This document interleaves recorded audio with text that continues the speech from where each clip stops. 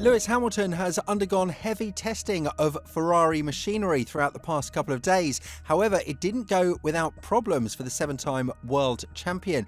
He crashed on the second day in Barcelona, and while it's just testing of cars that aren't going to be present on the grid anymore, it has a deeper meaning behind it. With Leclerc having his day disrupted by this crash, what does it really mean for Ferrari, and is it actually somehow good news that the SF23 was crashed by Hamilton? One of the hottest news topics in the past couple of days was the crash of Hamilton in Barcelona, and while many believe that it was nothing too serious, it is a clear indicator that the seven-time world champion is pushing to the absolute extremes of the car to find out what is wrong. This is the 2023 version of the car, and one that wasn't really successful for the Maranello squad, and Hamilton's goal is loud and clear. Find out as much as you can about the flaws of this Challenger and make sure that the team will be implementing the changes that you requested for the SF25. The crash happened when Hamilton lost control of the car in the morning's part of the testing as he hit the barriers, but luckily escaped without any significant damage. The testing in Barcelona is conducted in addition to the 30 exploratory laps that Hamilton did last week in Fiorano, but with a different machinery, the F175. Back then, his comments were very positive, and he said that he is feeling the greatest he's ever felt in his life. But nevertheless, the team is now working hard to make sure that the adaptation process won't be disrupted by this crash. Vasseur isn't worried about the current situation of Hamilton and said that he expected such a thing to happen because of the nature of the adaptation process that is in a bit of a rush. When talking about it, the Frenchman said, "I am not worried at all. Hamilton is coming with experience of this. He did almost 20 seasons in F1 and he will manage this period perfectly." The drivers have a maximum limit of 1,000 kilometers of testing that could be conducted over a certain period of time, and after the crash in Barcelona, Ferrari doesn't seem to be bothered that they packed it all into a 3-day stint for the seven-time world champion. After all, we're not talking about a rookie who needs to acclimatise himself to an F1 car for the first time, but about a legend who survived many eras throughout his career.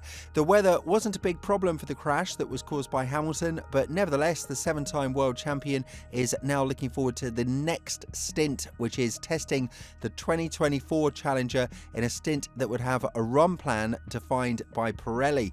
And after this, Hamilton will finally get his hands on the 2025 car of Ferrari in Bahrain. First on 19th of February in Fiorano, and then on the 3-day testing in Bahrain, which starts on 26th of February. The good news for Ferrari is that their driver didn't crash the SF24, which was the 2024 Challenger, the one that they would need a lot moving forward with testing, because they'll extract as much data as they can and implement it on the 2025 car. Be that as it may, Hamilton is known to be a driver who always pushes to the limits, and one who doesn't really put a lot of self-bloating over issues like this, because for you to find the absolute maximum of the car's performance, you do of course need to push it to the absolute extreme. Hamilton himself has been quite aware that he needs to provide top-notch feedback to the engineers in order to understand the behaviour of the car, and while he's been receiving a lot of hate for what's been going on in the past couple of years, the seven-time world champion said that he is taking notes of every weekend that he participated in since his Formula Renault days. Talking about it, he said, "Since Formula Renault, I take notes every single weekend. Every time I drive the car, I am making notes because you are not going to remember it all. There is too much going on." Obviously, Hamilton's presence in Ferrari has been blessed to a great extent by the high-profile engineers in Maranello, Adami included, and there is no doubt that there will be lots of positive influences from his feedback on the car. However, there are still some people who might have a bit of a biased opinion regarding Hamilton's speed in the car, and as you can probably imagine, Ralf Schumacher is one of them. When talking about the adaptation of Hamilton to Ferrari, the brother of the other seven-time world champion in the sport has gone on to say that nobody can help the Brit because of his age and the way he is unable to adapt to the newly regulated cars. Furthermore, Ralf said, "Vasseur won't really be able to help Hamilton, just as Toto Wolff couldn't this year. Neither of them is responsible for the design of the car. In conclusion, Lewis has to adapt to the driving characteristics of the car and not the other way around. Today, the cars are heavier and slower to drive. There is less mechanical grip. That means you have to change your driving style, especially in the braking zones. And that is exactly where Lewis lost time to Russell. It was particularly evident in qualifying that Lewis often no longer knew exactly how to brake. That is why he often had problems hitting the apex. He was used to braking extremely late, but that was no longer possible with the Mercedes.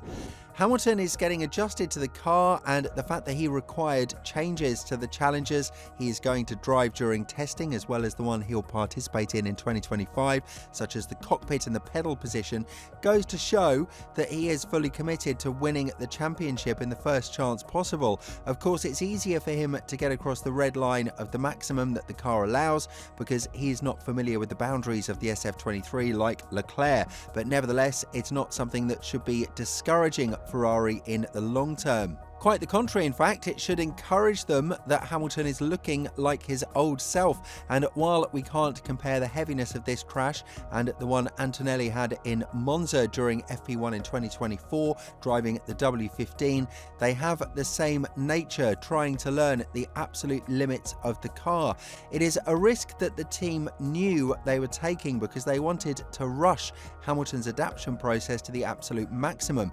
That means that all of the simulator adaptation has likely been skipped and the process has been brought to the direct testing of actual cars on the track.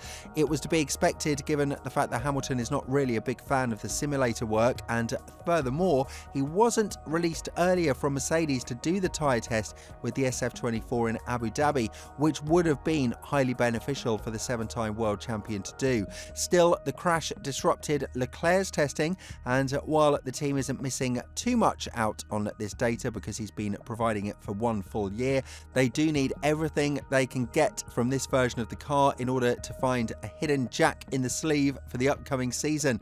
But still, the crash is not something that needs to be overlooked, and even though the 2025 Challenger will be a brand new car with 99% different components, the team needs to learn what went wrong in the past couple of years and how to prevent the same thing from happening on the upcoming car. And Hamilton could have given a bit more of a precise answer with his crash, so it's obviously a thing that Ferrari might have hoped they could receive from the Brit. When talking about 2025 and the competitiveness of the car, the team principal of Ferrari, Vasseur, said, "If it will be competitive, we'll find out in Bahrain. Sometimes you don't realise you're taking risks until afterward. The car will be completely new. I think we will have less than 1% of the parts in common with the 2024 car. It's a different project, but the same applies to everyone. We can't say now if 2025 will be our year, but I trust the project we're working on. It will still be an intense challenge like the one we just completed. I am very proud of how we tackled difficulties, but we must take another step towards consistency." With all this in mind, do you think that Ferrari are the team to beat in 2025? And furthermore, do you think that Hamilton pushing the car to the absolute limit will give them a lot to work on in terms of feedback being provided to the engineers? A myth that he, of course, is looking to debunk. Let us know in the comments below, and if you're interested in Bottas' comeback to Mercedes, make sure to check out the video that's appearing on your screen right now.